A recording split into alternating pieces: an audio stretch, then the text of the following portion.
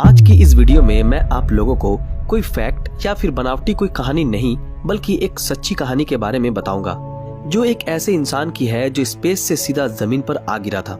जी हाँ दोस्तों, ये सच्ची कहानी है व्लादिमीर कोमारोव नाम के एक अंतरिक्ष यात्री की, जो सोयूज 1 नाम के स्पेस क्राफ्ट में बैठकर अकेले ही स्पेस में गए थे।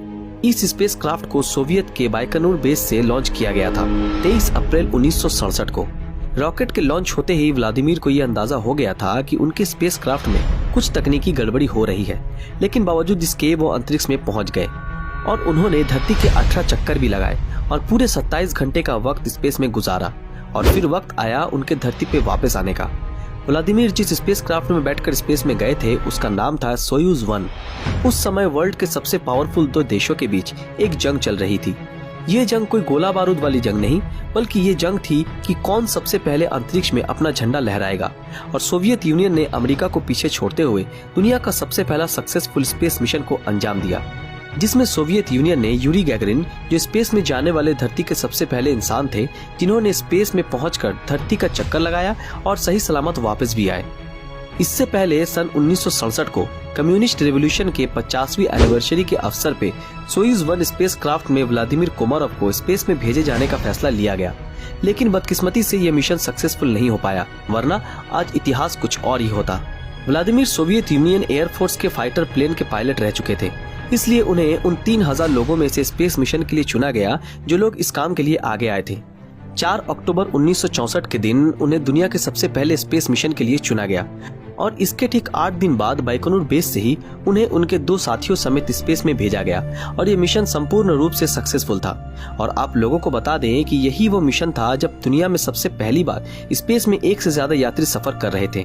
आप ये जानकर हैरान हो जाएंगे कि इस मिशन में यात्रियों के पास स्पेस सूट भी नहीं था। पूरे 24 घंटों तक धरती का चक्कर लगाने के बाद ये स्पेसक्राफ्ट धरती पर लैंड करने में कामयाब हुआ और इस मिशन का सफल होना सोवियत यूनियन के लिए बहुत बड़ी उपलब्धि थी। इस मिशन के बाद व्लादिमीर कोमारोव को पूरी दुनिया अब जानने लगी थी और इसके बाद उन्हें कर्नल के तौर पर तैनात कर दिया गया और सोवियत यूनियन में उनकी एक अच्छी पहचान बन चुकी थी। इसके बाद सोयूज मिशन के तहत व्लादिमीर और उनके दोस्त यूरी गैगरिन को अगले स्पेस मिशन में भेजे जाने की बात चलने लगी। शुरू में दोनों को एक साथ भेजने का डिसीजन लिया गया, लेकिन ये तय किया गया कि कोमारोव को अकेले ही 1967 में स्पेस में भेजा जाएगा और यूरी को एक विकल्प के तौर पर रखा जाएगा। इसका मतलब ये कि अगर किसी कारणवश कोमारोव इस मिशन पे जाने से इनकार करते हैं तो यूरी को भेजा जाएगा। मिशन के पहले ही कोमारोव और यूरी को सोयूज 1 स्पेस क्राफ्ट में कुछ तकनीकी गड़बड़ी के बारे में पता चला और कोमारोव ने इस मिशन में जाने से पहले अपनी इच्छा व्यक्त करते हुए ये कहा कि अगर किसी भी मिशन के दौरान उनकी मौत हो जाती है तो उनका अंतिम संस्कार खुले ताबूत में किया जाए। शायद वो ये जानते थे कि इस मिशन में जान जाने की संभावना काफी ज्यादा है। बावजूद इतने खतरे के भी वो इस मिशन के लिए पूरी तरह तैयार थे। उनको स्पेस में भेजने का दिन 23 अप्रैल 1967 को चुना गया। एयरक्राफ्ट के उड़ते ही एयरक्राफ्ट में तकनीकी खराबियों की वजह से हालात काफी बिगड़ने लगे। इस स्पेस क्राफ्ट में 2 सोलर पैनल लगाए गए थे जिन्हें स्पेस में जाकर खुलना था, लेकिन ये सोलर पैनल खुल तो रहे थे पर पूरी तरह नहीं, जिससे कि स्पेस क्राफ्ट को जितनी ऊर्जा की जरूरत थी वो नहीं मिल पा रही थी और जिस कारण स्पेस क्राफ्ट में कभी भी कोई भी गड़बड़ी हो सकती थी। स्पेस क्राफ्ट के अंदर लगे बटन ठीक से काम नहीं कर पा रहे थे।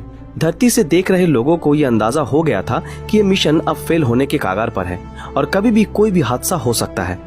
फिर तुरंत ये निर्णय लिया गया कि सोयूज 2 को सोयूज 1 की मदद के लिए भेजा जाएगा और जो स्पेस में जाकर सोयूज 1 की खराबियों को ठीक करने में मदद करेगा। लेकिन ये निर्णय भी सफल नहीं हो पाया क्योंकि उसी दिन बाइकनूर में बहुत तेज तूफान चलने लगा, जिस कारण सोयूज 2 को स्पेस में भेजने के फैसले को रद्द कर दिया गया और कोमारोव को स्पेस में भगवान भरोसे छोड़ दिया गया।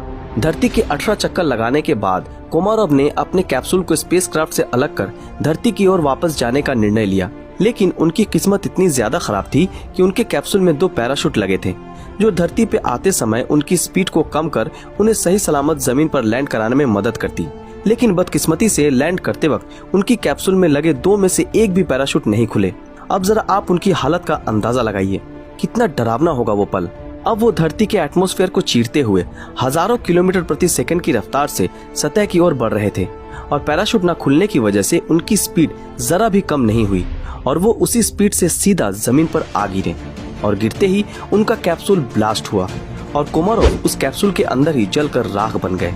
इसके बाद उनके शरीर को इस हालत में वहां से निकाला गया, जैसा कि आप अपने स्क्रीन पर देख सकते हैं। दोस्तों, तो ये थी उस महान अंतरिक्ष यात्री की सच्ची कहानी, जिन्होंने अपनी जान की परवाह किए बिना ही अपने देश का नाम रोशन करने के चलते अपनी जान दे दी। और यही वो इंसान थे जो स्पेस से सीधा जमीन पे आ गिरे थे। दोस्तों, आज के लिए बस इतना ही। इस बारे में आपकी क्या राय है हमें कमेंट में जरूर बताएं। अगर आप लोगों को ये वीडियो अच्छा लगा तो इस वीडियो को लाइक और ज्यादा से ज्यादा शेयर जरूर करें। लोगों ने हमारे फेसबुक पेज ब्रीदिंग नॉलेज को फॉलो नहीं किया तो तुरंत फॉलो कर दें। तो फिर मिलते हैं आपके साथ अगले वीडियो में।